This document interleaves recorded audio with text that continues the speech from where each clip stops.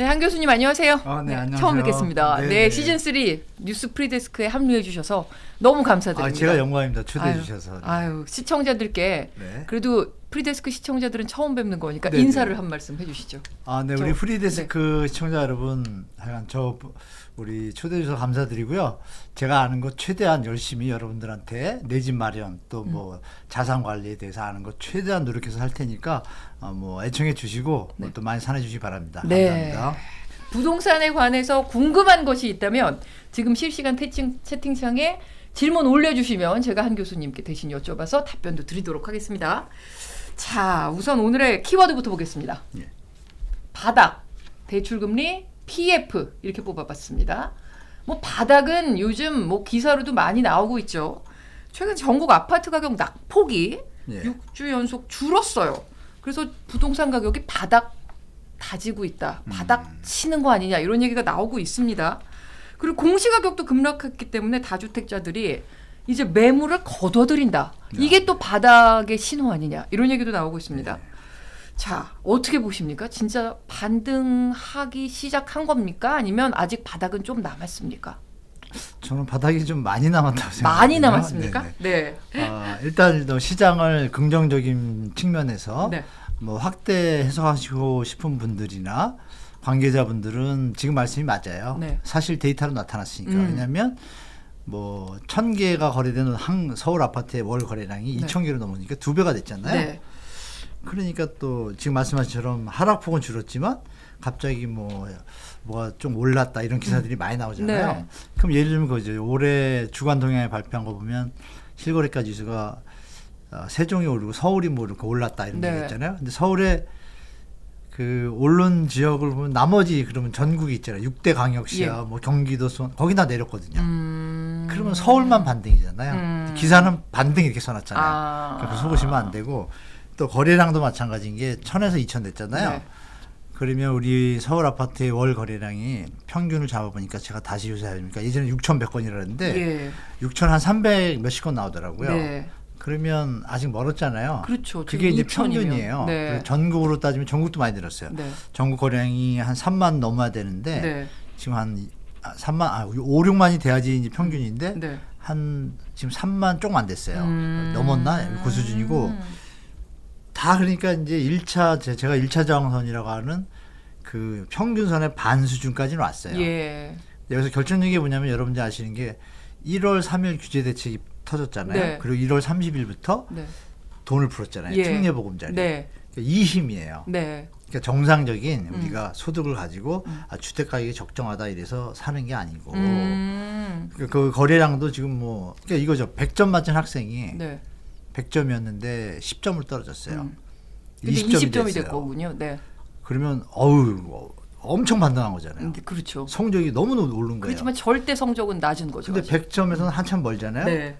그럼 역으로 생각하면 그래서 저는 좀 아직은 아니다. 성급한 판단이다. 그렇게 생각하시는 분들이에요. 그래서 여러 가지 정황이나 2008년도 예를 들면 2008년도 이런 대책을 똑같이 던졌을 때 네. 물론 다른 팩트는 두 가지가 있어요. 네. 왜냐하면 그때 금리가 미국이 위기가 터진 바람에 우리나라도 금리를 5%에서 2% 내렸어요. 네. 내린 상태에서 지금 윤석열 정부에서 던진 1.3 대책과 똑같은 것을 다 예, 던졌어요. 그랬더니 거래량이 서울 아파트가 네. 예를 들어서 서울이 제가 체크해보니까 7천, 8천, 7천 확 올랐어요. 그건 1,000대였다가. 반등이네요. 네. 이건 이제 반등해서 실제로 음마 아파트가 30% 떨어졌다가 네. 30% 회복합니다. 네. 근데 지금은 그게 아니잖아요. 그러니까 실제 거래도 옛날 가격이 100이면 지금 10억짜리가 예를 들어서 5억이 빠졌어요. 예. 근데 이게 지금 5천 다시 오른 거예요. 지금 몇 개들이. 근데 그걸 가지고 얘기하면 아직 성급하죠. 왜냐하면 네. 아직 끝나지 않았으니까 시장이. 그 특례보금자리로 끝나면 시장이 어떻게 될지 생각해 보시면 그때는 그럼 자본이 좀 없으니까 또 시장이 다운될 수 있죠. 예. 뭐 그렇게 말씀드릴게요. 네. 근데 이게 서울 조금 전에 말씀하신 것처럼 네. 서울의 실거래량 그러면 1,000이었던 게 2,000이 좀 돼서 2배가 됐다. 그거를 네. 절대적인 수치 2,000을 봐야지 2배를 보면 안 된다는 말씀이신 속는 거죠. 거죠. 그렇죠. 네, 그리고 네. 서울의 아파트 실거래 가격이 1월 기준으로 조금 오른 것도 서울만 오른 거기 때문에 네. 전국이 그것도 부동산이 추세적으로 네. 네. 서울도 또 어디만 다 오른 게 올랐습니까? 아니라 네. 어디만 올랐는데 네. 평균을 내니까 아슬아슬하게 좀 높은 거예요. 지역별로 보면 어디가 오르고 어디가 안 올랐습니까? 그러면 서초하고 네. 많이 떨어졌던 데 네. 있잖아요. 예. 노원하고 네. 강동구 네. 이쪽이 이제 아까 말씀드린 대로 뭐 17억 가던 아파트가 네. 뭐 10억까지 내려갔다가 11억이 지금 됐다. 11억, 예, 예. 호가는 12억, 네. 11억 정도에서 거래되는 거예요. 근데 네. 이게 끝이 아니잖아요. 네. 시간이 더 지나면 어떻게 될지 모르잖아요. 근데 못 올라가고 있어요. 거기서. 그러면 우리가 영끌대를 생각하시면 돼요. 네. 그러면 막 따라붙으면 올라가겠죠. 근데 그게 지금 멈췄어요. 3월 들어서. 뭐 이따 또 말씀드리겠지만 특례보금자리론이 돈이 네. 계속 투입이 돼야 되는데 네. 그럼 9억 이하만 되잖아요. 네. 그러니까 바람은 탔는데 이게 바람이 확실한 바람이 아닌 거예요. 약간 새는 거예요. 그래서 바람이 다 빠지면 어떻게 되죠? 그러면 꺼지죠. 네, 꺼지죠. 네. 뭐 그렇게 말씀드릴게요. 예. 그럼 이것도 반등의 조짐이라고 볼 수 없다는 말씀이신 거고 지금 그럼 이런 반등은 특정 지역의 아주 잠깐의 일시적인 반등 이렇게 보신다는 거예요. 하락이 많이 있던 곳들. 예, 하락이 특히, 많이 네, 있던 네, 곳들. 맞아요. 예. 근데 반등은 실질적인 반등이 아니라 하락한 것 대비 조금 올랐다. 네, 그렇게 보시는 거죠. 주식으로 네. 말하면 낙폭 과대 반발 예. 매수 딱 네, 그거죠. 네. 반발 매수. 네. 그러면 지금 어떻게 보세요? 이 반발 매수세는 계속 될까요? 아니면 안 될 것 같은데요. 아 그러십니까? 제가 네. 볼 땐 그래요. 네. 그림을 제가 좀 가지고 있는데 네. 이거 오픈은 안 해놨구나. 하락 거래가 아직도 65% 70%예요. 이 와중에 데이터의 통계에 대해서 제가 어제 네. 실거래가 지수에 대해서 부동산원 담당자하고 통화를 했어요. 네. 자꾸 체크하느라고. 예. 그리고 실거래가 신고가 아시겠지만 주간 동향 같은 거 있잖아요. 예. 이런 것들은 표본이 아직도 오픈이 안 됐어요. 믿을 수는 없어요. 근데 보면 송파구가 0.03. 그럼 20억짜리가 0.03이면 326, 한 60만 원 오른 거거든요. 예. 웃기잖아요, 좀. 그죠? 근데 그 근데 수치가 그게 민감하게 오른- 건드리잖아요. 근데 기자분들이 그걸 다 쓰잖아요, 또 네. 받아서. 송파 반등 이렇게. 근데 그 다음 주에 또 하락이에요. 그러면 반등이 이어지지 않고 있는 모습들이 이제 변동성이 너무 심해요. 그러니까 쉽게 네. 말하면. 그래서 이게 파도가 지나야 진짜 바닥인지 아닌지 알 수 있을 것 같고 예. 제가 볼 때 여러 요인들, 뭐 금리, 자 소득 부분, 집값이 싸냐 비싸냐, 네. 그리고 금리 세 개가 연결이 되잖아요. 그런데 와중에 또 입주 물량이 많아요. 예. 뭔지 모르지만 내려갈 가능성이 좀 많잖아요. 공급이 상식적으로. 많으니까요. 네. 그렇죠. 물건이 많으면 싸지잖아요. 그렇죠. 그래서 그런 요인들을 보니까 제가 볼 때 이거는 일시적 반등에 그칠 가능성이 높다라고 저는 99% 정도. 네. 네네. 그러면 추가 하락까지 얘기하고 계시는데 네. 이제 시장의 진정한 반등. 이제 반등이구나. 이렇게 네. 감지할 수 있으려면 어떤 수치를 봐야 되는 겁니까? 수치 제가 제목만 키워드 말씀드리면 네. 일단 질문 너무 잘 주셨어요. 네. 자 이렇게 집값이 막 반등하고 예. 오르면 우리 지금 만약 앵커님께서 집을 가지고 있어요. 네. 팔려고 내놨는데 집값 막 올라. 네. 그럼 어떻게 할까요? 가서 다 걷어들이죠. 그죠? 네. 상식이죠. 네. 근데 안 걷어들인 거예요 이번에. 지금 매물이 1월 1일부터요. 네. 어제 끝자요. 어제 날짜까지 매물이 다 서울에 네. 전국이 매물이 다 늘었어요. 이거 다음 주에 제가 이거 딱 해가지고 한 큐에 보여드릴게요. 네. 오늘 날짜까지 다 체크했어요 제가. 네. 너무 신기한 거예요. 그러면 결론 왜 그럴까요? 그러면 더 지금 팔면 안 된다고 지금 팔아야 된다고 팔아야 생각할까요? 된다고 생각하는 거죠. 내가 더 맞잖아요. 떨어질 거라고 생각하는 거죠. 그렇죠. 네. 그분들이 가지고 있는 분들이 아까 처음에 말씀 주신 대로 네. 상식적으로 이게 반등기미고 올라갈 거면 걷어들이죠. 그렇죠. 우리 예전에 기사 많이 봤잖아요. 매물 씨말라. 네. 근데 이건 매물이 풍년이네. 2,000개가 거래가 됐는데 2,000개가 더 늘었어. 웃기죠. 네. 그러면 안 팔려고 했던 것들이 나오는 거예요.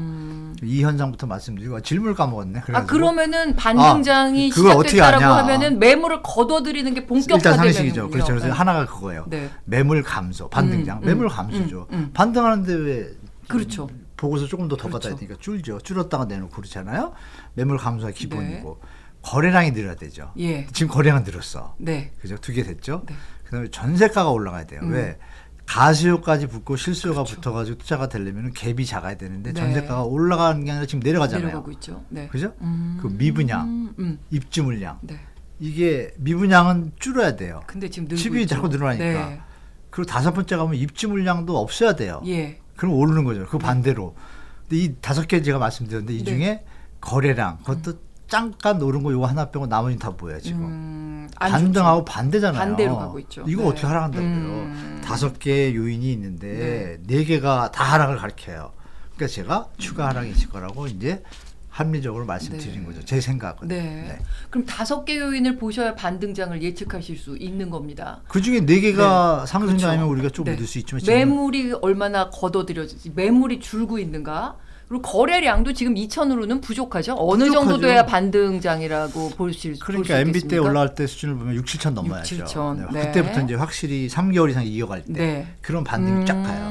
근데 지금 2, 3천 갖고는 힘이 일단 약하고 예. 그 와중에 특례보험자 이론 또 끝나면 약해질 거고. 더 약해질 거고. 그래서 제가 볼 땐 다음 달, 이번 달 거래량이 이제 30일 더 가야 되잖아요. 네. 60일이니까. 그러면 지금쯤 한 2천 터져야 이게 이제 저는 그럼 얘기했을 거예요 아마.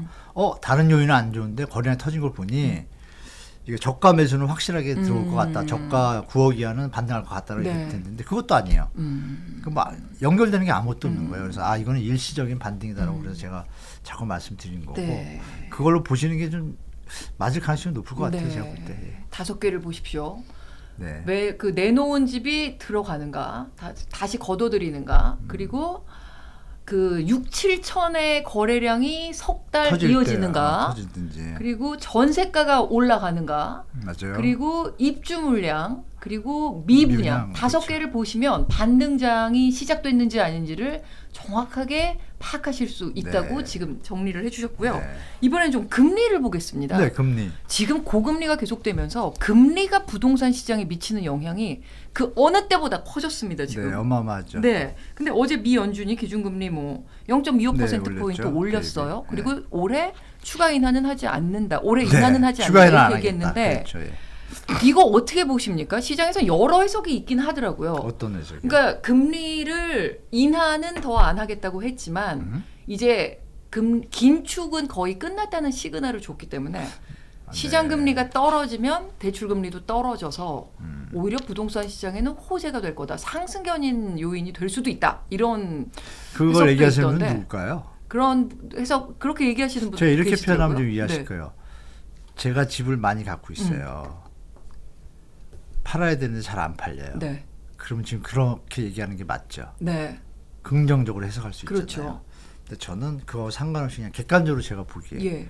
금리가 오르면 경제 기본 원칙에서 그렇죠. 당연히 이자 부담이 되니까 네. 수익률에 갭이 발생을 하니까 부담이 되니까 네. 집값은 당연히 자산 가치는 하락하죠. 예, 예. 그 기본에 나오잖아요. 네. 금리가 오르면 자산 가치는 하락, 내리면 자산 가치 상승 원칙이잖아요. 그럼 얘기 일단 끝났고 그러면 금리 인하하는 시점에 우리가 반등한다는 얘기를 하잖아요. 예.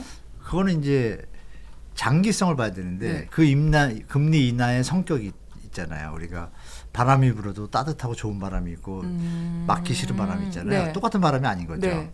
그러니까 금리 인하가 갑자기 위기가 터져가지고 글로벌 금융위기 때처럼 갑자기 5%던 게 0.5, 1%가 예. 되면 그게 살아나요 시장이? 그렇죠. 경기가 좋아져야 되는 경제가 거죠. 박살이 났는데 네. 다 다운이에요. 그 얘기는 안 맞는 거예요. 그러니까 금리만으로는 그렇게 될 수 없다는 말씀이신 당연하죠. 거군요. 항상 네. 경제하고 같이 봐야 되고 네. 그 와중에 부동산 현재 상황도 봐야 되잖아요. 그 와중에 우리 시장 주체인 특히 무주택자, 네. 다주택자 다 상태를 봐야 되잖아요. 다주택자들이 자산가들이 돈이 많아서 임대료 수익으로만 집을 가지고 있다 그러면 시장에 영향이 없겠지만 예. 전세 보증을 끼고 레버리지를 가고 있으면 어떻게 돼요? 이건 완전히 그거 연쇄적으로 금리랑 문제가 연결되죠. 터지잖아요. 그러니까 네. 이런 걸 좀 같이 보고서 말씀하셔야 되는데 네. 지금 말씀하신 것처럼 금리 하다 보면 당연히 시장금리 부담이 떨어지죠. 적으니까 네. 집을 살 거 그것만 갖고 하면 안 되죠. 그렇죠. 부담이 적은데 경기가 더 중요하다는 거죠. 그 네. 부담이 예전에 집값보다 그러니까 부담이 만약에 20% 줄었어요. 근데 집값이 50% 올랐어요. 그럼 부담이 더 늘어난 거 아니에요? 네, 그렇죠. 지금 그런 상황이잖아요. 그러니까 그것도 또 아까 말씀드린 대로 긍정적인 확대 해석이라고 저는 말씀드릴게요. 예. 네, 알겠습니다. 그리고 시장에 영향을 주는 또 하나의 변수가 이겁니다.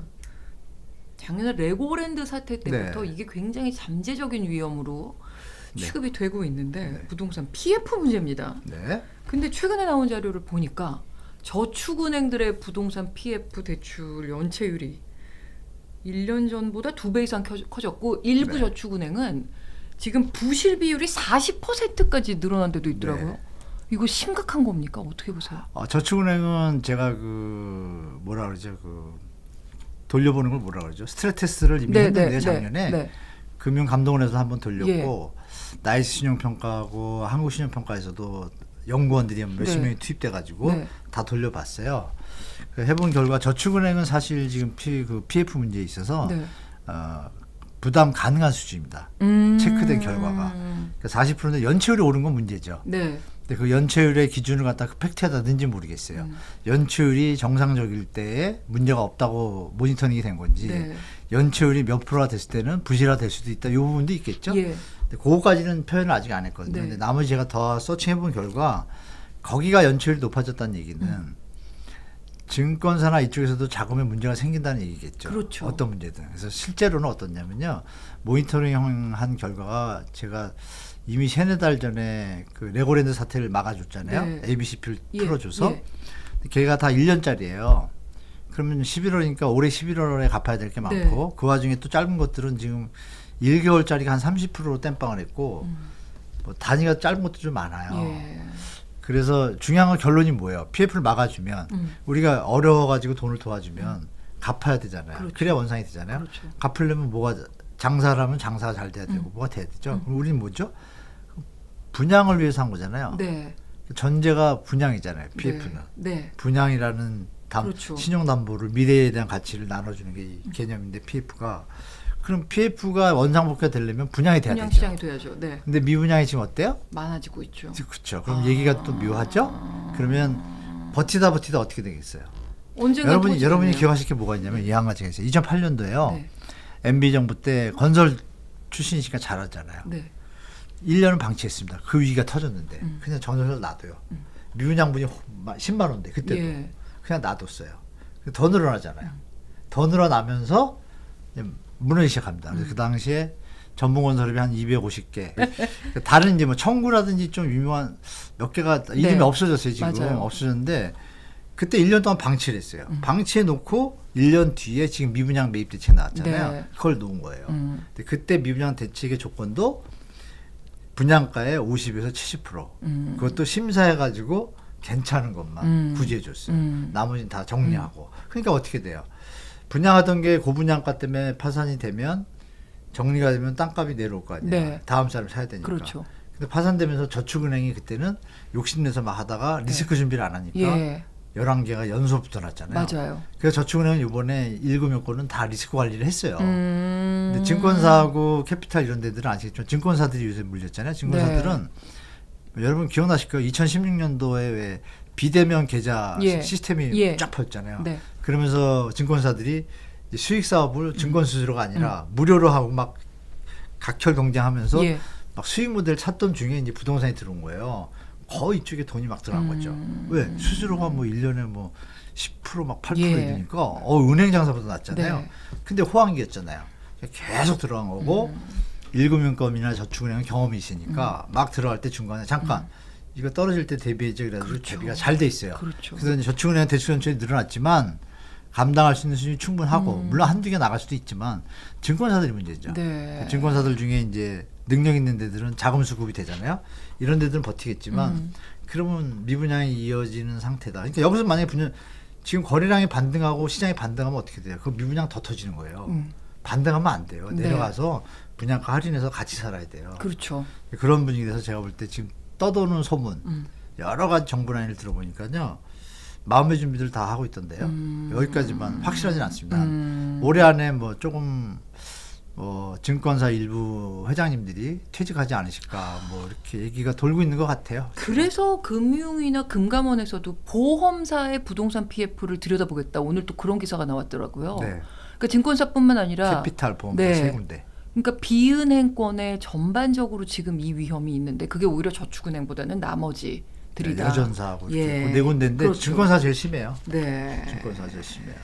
그러면 지금 하신 말씀은 오늘 한국은행도 그 얘기를 했어요. 아, 그랬어요? 비은행권의 부동산 PF 부실 그 위험하다. 위험이 115조 원 규모가 될 수 있다. 이렇게 예상을 했더라고요. 저는 더 한국은행이. 많은 걸로 아는데. 네. 그러니까 노출 지금 당장 노출돼 있는 게 금융에 115조. 노출된 게 벌써 115조다. 네. 한국은행이 그렇게 분석을 해놨는데 네. 그러면 잠재적인 위험 정도가 아니라 실존하는 위험이라고 봐도 되겠네요. 지금. 이 얘기 들으면 그걸 2년 전부터 실존했어요. 그렇죠. 2021년도부터 네. 분양이 좀 그러니까 시간의 이상했는데 문제라고 보시는 건 거죠. 지금. 당연하죠. 네. 왜냐하면 2021년도 연말 한국은행 금융보고서에 우리나라 그 금융 취약성 지수라는 게 있어요. 네. FVI라고. 그거를 발표를 했는데 그걸 제가 그걸 발견하고 나서 너무 수치가 높아가지고 2년 됐죠. 그때부터 제가 이제 좀 방송이나 이렇게 나가면 많이 떠들었거든요. 네. 조금 이제 기자분도 알게 되시고 그랬는데 요즘은 그걸 예전에 대문에 나눴는데 이게 또 나가려나? 대문인데 지금은 한 120페이지 돼요. 네. 다 찾아봐야 저 중간에 들어있어요. 찾느라고. 아. 그래서 근데 중요한 건 뭐냐면 거기 수치가 0에서 100이에요. 네. 100인데 100이면 위의 취약성이 끝이라는 얘기거든요. 근데 그게 2021년 말에 100이었어요. 2022년 초에는 수치가 100일이 없으니까 그냥 예. 100이에요. 네. 그다음 요새 떨어졌잖아요. 떨어져가지고 98.6으로 왔어요. 그러니까 0에서 100까지가 취약한 상태인데 그러면 당연히 다 연결되잖아요. 그렇죠. 근데 그거를 이제 좋게 표현해서도 애둘러서 표현하신 거고 그 얘기는 정부에 대한 압박도 되고 네. 지금 사실 정신 없죠. 사실 정부가 뭐 PF 문제 있어, 뭐 무역 적자 터져, 뭐 또 뭐 이상한 정치 문제도 터져, 네. 뭐 정신을 잘 안 차릴 것 같아가지고 이거는 도와주려고 해도 네. 그리고 예산이라는 게 있잖아요. 50조잖아요. 네. 115조잖아요. 예. 근데 다 못 메꾸잖아요. 그렇죠. 그래서 이 얘기도 말씀드리면 이해되시고요. 추경호 장관이 그 50조 쏠 때 뭐라 그랬냐면 우량 현장에 대해서는 정부가 심리로 인해서 어떤 유동성을 겪게 네. 되는 것은 정부가 도와주겠다. 그래서 네. 조건이 뭐예요? 우량 현장이죠. 끝. 네, 얘기 됐죠? 알겠습니다. 네. 아, 알겠습니다. 무슨 네, 말씀이신지. 그게 이제 네. 숨은 뜻이 있죠. 네. 부실 현장의 경우는 추가로 우리 반대로 원희룡 장관께서 네. 어제 어딘가요? 오늘인가요? 10만 10만 원까지 원. 감내한다. 네. 이 다음 질문이 제가 그거였습니다. 네. 그래요? 네. 그 단어를 연결해 보세요. 네. 연결해 보시면 뭔가 좀 이상하잖아요. 그렇죠. 그러면 정부에서도 마음의 준비를 하고 있구나. 하고 있는 거죠.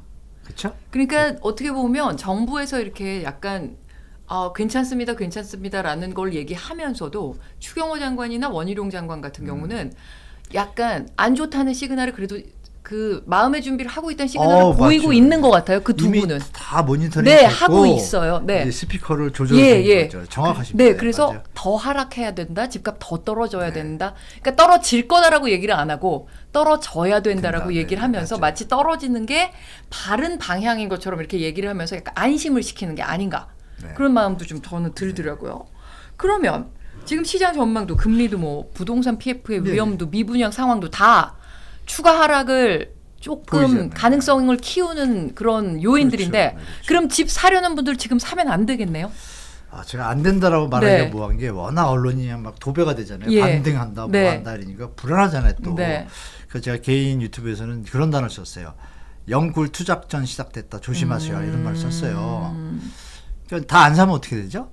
다 안 사면 더 내려가겠죠. 더 내려가죠. 당연히. 정상적인 네, 수요가 수준까지. 없으니까. 원희룡 네. 장관이 얘기한 40% PIR 네, 8까지. 네. 실제로 박근혜 정부 시절에 밑으로 갔을 때 83이었어요. 네. 그렇게 계산하면 지금 꼭지에서 그거는 막 5, 60% 다운돼야 되는 네. 거고 원희룡 장관이 계산한 거는 40% 나왔고 네. 제가 계산한 것도 여러 지표를만 40% 조정이 돼야 이게 정상적으로 좀 바닥이 될 것 같아요. 근데 지금 거기 안 갔잖아요. 네. 안 갔으니까 제가 볼 때는 장관들이나 이분들 다 아시는 거고 나 이게 막는다고 막혀지는 게 아니구나. 결론이 뭐예요? 대세 하락은 거스를 수 없다라고 하는 게 제 생각이고 예. 그럼 그분들도 저보다 원희룡 매일 장관도 알고 밥 계신 먹고 것 아침부터 같아요. 그거 할 네. 텐데 그분들 얘기에 답이 있잖아요. 네. 그렇죠? 그렇게 보셨으면 좋겠어요. 그런데 지금 원희룡 장관도 알고 계신 것 같거든요. 제가 아시죠? 보기에도 네, 아시죠. 근데 네. 왜 자꾸만 반등한다, 다시 괜찮아지고 있다, 경착륙은 없을 것이다. 왜 이런 시그널을 또 딱 반대로 또 얘기를 하는 걸까요? 누가요? 정부 차원에서도 그런 없어요. 하나도 그런 없어요. 하나도 없습니까? 없어요. 그럼 언론에서 그런 얘기를 하시는 언론에서 왜 그런 얘기를 하는 겁니까? 기사에서 반등한다고. 특히. 네. 그럼 뭐 저도 잘 부동산이 아시잖아요. 올라가면 뭐가 언- 좋나요? 아니 반등하면? 사주께서 원하시면 따라야죠. 부동산이 살아나기를 원하시는 네, 거군요. 회사원 언론인이 네. 회사원 근데 땅이 회사원은 많으신가? 네. 회사원이고 언론인은 언론인인데 요즘 네. 언론인의 회사원화가 진행되고 있다는 소식을 많이 들었어요. 있죠. 근데 이제 사주께서 만약에 건설사를 갖고 계시다. 그러면 아니면 조금 부동산이 이왕이면 많으시다. 기사를 좀 좋은 쪽으로 쓸 수 있죠. 그건 이해할 수 있죠. 네, 얼어붙는 것보다는 우리가 할 가상 일은 가격이 네. 그런 기사에 대해서 이제 팩트를 정확히 네, 체크하면 그러니까요. 되겠죠. 네, 반등은 아직 멀었습니다. 바닥은 조금 더 있으셔야 되고요. 아니죠. 네. 반등을 하고 있는데 네. 이게 확실한 반등이 아니라 가짜 반등일 수 있다. 반등이 아니라 아까 뭐라고 낙폭 과대에 따른 반발 매수. 네, 네. 증시 얘기를 부동산에도 저희가 네, 또 네, 접목을 시켜보겠습니다. 그러면 아까 그 특례 보금자리론 네, 얘기를 네. 하셨는데 이게 그래도 시장에 조금 활력은 불어 넣었다고 보십니까? 어떻게 보면 많이 근데 넣었었죠. 언론 보도 보면은 네. 당장 이걸 받아야 될 것 같은 느낌이 그런 좀 조바심을 들어요. 조정하죠. 네. 거기에 대해서 팩트를 우리 프리데스크에서 말씀드리면 제가 네. 뭐 그림 하나 가져왔는데요. 네. 기억나실 거예요. 7일 만에 10조. 네. 폭발적인 흥행. 그러니까요. 지금 그 전에 뭐- 있던 안심대출 이런 건 흥행이 없었는데 얘는 예. 대성공했다 그랬잖아요. 네. 그리고 이제 소식이 없다가 음. 제가 그림 하나 보여드릴게요. 그림 잠깐 보시나요? 네. 그림을 설명드릴 텐데 그림을 1월 그림이 안 30일 날 된다고 출시가 그러시는데요. 됐어요. 네. 아, 안 되는 거예요? 네네. 아, 네. 그거 그럼 이제 미리 계산- 보내주시면 제가 네, 여기다 먼저 해놓을 수 있습니다. 아, 네. 네. 그 7일 만에 10조잖아요. 네. 10조면은 그리고 2월 17일 날 발표를 해요. 네. 그러면 2월 5일 1월 말일에서 일주일이면 2월 5일이잖아요. 예. 10조가 나갔어요. 일주일 네. 만에. 그럼 전 그때 생각할 때 그랬죠. 오, 그러면 7일 곱하기 그럼 40조니까 70조. 네, 네, 아, 6, 7에 네. 40. 아, 6주면 다 팔리는구나. 네. 네. 그럼 이제 처음이니까 더 불이 붙으면 아, 한 달이면 다 팔리구나 네. 그랬죠. 근데 웬걸? 27일이면 이제 12일이 지났어요. 네. 그러면 상식적으로 한 20조 나가야 되잖아요. 예. 근데 그 사이에 나간 게 합해가지고 14조 5천 나와. 그러면 7일 만에 10조가 나갔는데 12일 동안에 4조 5천원밖에 안 나온 아, 거예요. 그렇죠. 줄었네? 네. 근데 그때 발표가 나요. 어떻게 했냐. 앞에 건 딱 지우고. 네. 그러니까 기자분들이 이런 건 팩트를 체크를 해야지 이렇게. 그렇죠. 약간 둔화됐다. 그렇죠. 아무도 없었죠. 근데 기자는 어떻게 나요? 벌써 14조. 20일 만에 네. 14조 5천 원 14조. 이렇게 그렇게 나가요. 나가는 거죠. 그런데 이번에 나왔어요. 엊그제 3월 네. 20일 날. 그것도 뭐냐. 계산해보면서 2월 17일 날 발표했으니까 3월 20일 한 달 그렇죠. 어마어마하잖아요. 기간이. 네. 그 기간 8조 동안에 늘었죠. 나간 돈이 그러면 상식적으로 생각해도 일주일에 4배니까 네. 28조가 나가야 되잖아요. 그렇죠. 근데 그건 아닌 것 같고. 네. 그럼 한 15조 나가야 될 것 같잖아요. 근데 30일 동안 한 게 7조 8천억. 그렇죠. 그래서 결국 줄어. 22조 원인 거잖아요. 그래서 지금까지. 22조 3천억인데 그거를 일주일 단위 제가 일할 계산해가지고 하루에 얼마 단위 해가지고 평균을 내봤어요. 아, 네. 평균을 내가 보니까 첫 일주는 말씀하신 대로 10조가 나갔잖아요. 예. 일주 만에. 네. 그 다음 주는 4조가 27일간 네. 2.8조 네. 단위가. 그리고 지금은 1.9조. 아. 점점 사람들이 안 찾잖아요. 인기가 떨어지는 거군요. 네. 그게 팩트죠. 음. 그럼 왜 떨어질까요? 음. 우린 여기서 팩트를 해석을 잘해야겠죠. 아, 부담이 되는 거죠. 막 털릴 것 같으면 네. 사람들이 생각을 하잖아요. 갔다가 신청을 하고 30일 있다 하거든요. 네. 물론 이게 더 늘어날 수도 있지만 제가 볼 때 추세는 줄고 있는 건 맞아요. 예. 근데 이거를 기사가 또 어떻게 나요? 벌써 56% 56%가 소진. 소진됐다. 빨리 서둘러 이래요. 네. 그 얘기는 옛날에 썼거든. 이거 좀 이상하죠. 네. 이 얘기 뭐냐면 둘 중에 하나죠. 미래 시장에 대해서 좋은 그림을 생각하는 분들이 잠시 반짝였다가 네. 가라앉을 수도 있는 거고. 네. 뭐 이런 팩트들을 지금 시장에서 나타나는 거로 보시면 특례보금자리론이 소진이 되긴 되겠지만 1년이라는 기간을 뒀잖아요. 그러면 늘어질 수도 있겠구나. 네. 그러면 여기서 더 웃기는 건 뭐냐면 대환대출이 60%예요. 지금 줄어서 50%인데 이걸로 집을 사는 분은 40%밖에 안 돼요. 대환대출이군요. 이게 또 아이러니하죠. 네. 그러니까 힘이 좀 약하잖아요. 네. 이걸 가지고 13대책과 시너지를 내서 예. 기사들이 좀 좋은 기사가 많이 나오는 네. 거고 이걸 가지고 반등한다고 막 하는데도 거래량이 작고 그러니까 특례보금자리론이 소진이 될 때 힘이 약해지겠죠. 벌써. 당연한 거 그러면 아니에요? 그 특례보금자리론의 인기가 떨어진다는 것은 네. 지금 이걸 빌려서 집을 사는 것은 득이 되지 않는다라고 9억 원 이하에 대해서도 그렇게 생각하신다는 거네요. 그렇게 그분들이 봐도 득이 될까요? 되는 수준이 아니라요. 네. 왜냐하면 더 대환대출이 떨어지니까. 많잖아요. 대환대출. 그러니까 현재 시장에 있는 분들 중에 현재 집값을 편하게 살 수 있는 분이 아무도 없어요. 근데 그 와중에 자기가 소득이 약해. 그렇죠. 약한데 어떻게 해서 집을 살 길어서 막막한 분들도 계실 거 아니에요. 네. 근데 그분들 입장에서 묻지도 따지도 않고 5억을 빌려준다는 거예요. 최대. 소득도 안 따지고 아무것도 네. 안 따지고 네. 신용점수 271점이면 해준다는 거예요. 그 5분이잖아요. 네. 미국에서 서브프라임 터질 때 해준 그거를 지금 정부가 하는 그렇죠. 거예요. 그럼 그분들이 만약에 그분들이 똑똑하죠. 왜? 했는데 중도금 상환 수수료 면제잖아요. 네. 금리가 인하되면 갈아탈 수 있으니 예. 부담이 없다. 그러면 배팅하는 사람이 생긴 거예요. 어떻게? 신규든 뭐든 들어갔어요. 일단 들어가면 받아서. 둔촌중원도 마찬가지죠. 딱 들어갔는데 14억짜리면 예. 10억 정도 중도금 대출이고 계산하면 어떻게 돼요? 10억이면 4%니까 4천만 원. 네. 2년 안에 입주하잖아요. 그럼 4천만 원 이자 내고 또 4천만 원 내면 8천. 풀로 1억, 작으면 한 5, 6천 낼 거 아니에요? 들어가는 돈. 네. 사인만 하면 되잖아요. 그 상태에서 집값이 1억이 뛰었다. 수익률 100%잖아요. 팔고 나면. 이런 분들이 여기 가시한 거예요. 라고 저는 추측이 돼요. 그러면 그런 분들이 아닌 다음에 실수요가 붙는다고 하면 정상 가격이면 지금 이게 빨리빨리 소진돼야죠. 네. 그렇죠? 그리고 더 웃기는 건 뭐냐면 70에서 75%가 3억, 6억 이하의 집들이에요. 예. 그러니까 이 여기가 물이 조금 좋아진 건데 여기서 이거를 코스프레 해가지고 네. 여기가 난리 난 것처럼 지금 시장을 꾸미는 거예요. 예. 제가 볼 때. 네. 그래서 팩트 체크를 좀 잘하시기 바라고 네. 이왕이면 5군데 6군데 다니면 특례보금자리의 효과가 지금 약간 약해지는 걸 다 느끼기 때문에 네. 심사가 또 까다로워요. 예. 정부도 겁이 난 거예요. 알잖아요. 제가 말씀드렸잖아요. 네. 소득 수준이 안 맞는데 빌려줬다가 문제가 그렇죠. 안 갚으면 어떻게 돼요? 하락할 수도 있고. 2년 뒤에 더 큰 일이 벌어지겠죠. 예. 그러니까 정부가 수위 조절하고 있는 것 같고 혹시 걱정하는 분들 중에 이거 하고 나서 또 특례 나오면 어떻게 이러잖아요. 그 특례보금자리로는 돈이 누구 거죠? 세금이죠. 네, 정확하십니다. 네. 세금이에요. 네. 빵꾸 나면 세금 메꿔주잖아요. 그렇죠. 이거에 대해서 이제 조금 있으면 말들 나올 거예요. 그래서 이제 또 이 40조를 하기엔 버거울 것 같습니다. 우리 한강 대우나 뭐 그거 할 때도 20조 갖고 국민들이 예. 난리 폈는데 그래서 제가 볼 땐 한계가 있다. 좀 끝날 것 같다라고 보고 이 소진이 되면 우리는 그 다음 시장을 좀 대비해야겠다는 말씀드릴게요. 네, 알겠습니다. 자, 뭐 하락장 얘기를 계속하는 게 뭐 그렇게 좋은 에너지를 드리는 건 아니지만 그래도 집을 사시고 투자를 하실 때 가늠자를 저희가 만들어 드려야 된다는 생각에 정확한 맞습니다. 진단을 해드렸습니다. 제가 부동산에는 아직 조금 네. 지식이 미천합니다. 그래서 매주 교수님을 뵈면서 네네. 더 많이 배우고 네. 공부하겠습니다. 저도 많이 늘겠습니다. 네. 네, 오늘 말씀 감사합니다. 고맙습니다.